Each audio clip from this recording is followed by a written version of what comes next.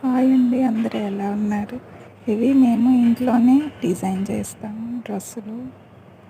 మా వారు fashion design, నేను కూడా టైలరింగ్ చేస్తాను.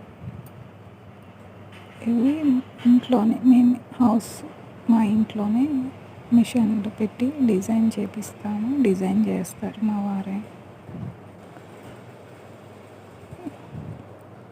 పైన ఫోన్ నెంబర్ ఇస్తాను, కావాలంటే ఫోన్ చేయండి.